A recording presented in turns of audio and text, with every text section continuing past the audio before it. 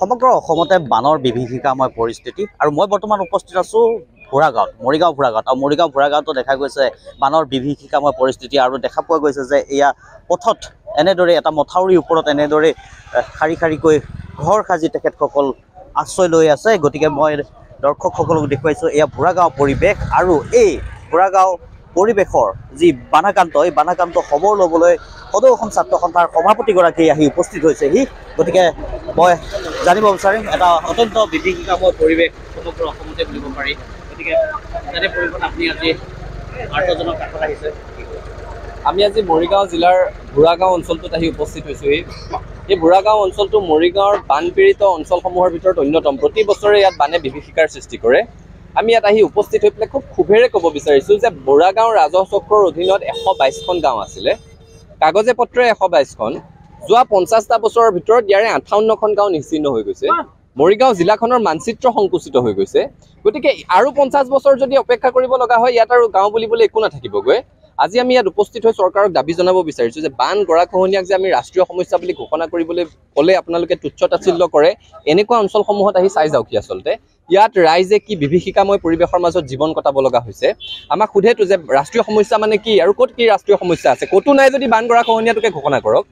কাৰণ ৰাষ্ট্ৰীয় সমস্যা হিচাপে এইকাৰণে ঘোষণা হোৱাটো বিচাৰোঁ যাতে ইয়াত হোৱা সকলো দুৰ্যোগ প্ৰশমনৰ, বান নিয়ন্ত্ৰণৰ, বানপানী গৰাখহনীয়া সমস্যা সমাধানৰ 100% পুঁজি কেন্দ্ৰীয় চৰকাৰে ব্যয় কৰি বিশেষ ব্যৱস্থা যাতে গ্ৰহণ কৰে, যাতে 40গৰাকী মানুহ ঢুকুৱাৰ পিছতো 16 লাখতকৈ অধিক লোক বানাক্ৰান্ত হোৱাৰ পিছতো প্ৰধানমন্ত্ৰীগৰাকীয়ে কেৱল ফোন কৰি দায়িত্ব নাসামৰে, তাৰ কাৰণে এইটো ৰাষ্ট্ৰীয় সমস্যা হিচাপে ঘোষণা হোৱাটো আমি বিচাৰোঁ।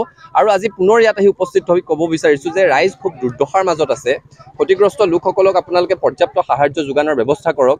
আৰু আটাইতকৈ ডাঙৰ কথাটো হৈছে পুনৰ সংস্থাপন। পানী অহাৰ লগে লগে সকলোৱে পিন্ধি থকা বস্ত্ৰপদেৰে সৈতে ঘৰৰ পৰা ওলাই আহিছে। এতিয়া ঘৰখনলৈ যেতিয়া নাও লৈ উভতি গৈছে তাত গৈ চাইছে নিজৰ আচবাব নাই, নিজৰ প্ৰয়োজনীয় সামগ্ৰীবোৰ নাই, নিজৰ ডকুমেণ্টবোৰ নাই, চাৰ্টিফিকেটবোৰ নাই। এই মানুহবোৰে যি বিভীষিকাৰ মাজত দিন কটাব লগা হৈছে তাৰ পৰা মুক্তি দিয়াৰ ব্যৱস্থা কৰক। চৰকাৰে পুনৰ সংস্থাপনৰ বিষয়টোত গুৰুত্ব দিয়ক আৰু বৰ্তমান সাহায্য শিবিৰসমূহত পৰ্যাপ্ত শিশু খাদ্য, পশু খাদ্য, বস্ত্ৰ, শিশু আৰু মহিলাৰ কাৰণে বিশেষ ব্যৱস্থা আপোনালোকে গ্ৰহণ কৰক। নিশ্চয়কৈ এতিয়া দেখা গৈছে যে সমগ্ৰ এই ভোৰাগাঁও অঞ্চলটোতে বানপীড়িত এটা অঞ্চল, যিটো অঞ্চলত প্ৰতি বছৰে বানে গৰকি থাকে। তাৰপিছত এনেদৰেই তেখেতসকল পুনৰ ওখ মথাউৰিত আহি পেলাই বাস কৰিব লগা এক পৰিৱেশ পৰিস্থিতি সৃষ্টি হৈ আছে সমগ্ৰ মৰিগাঁও ভোৰাগাঁৱতে।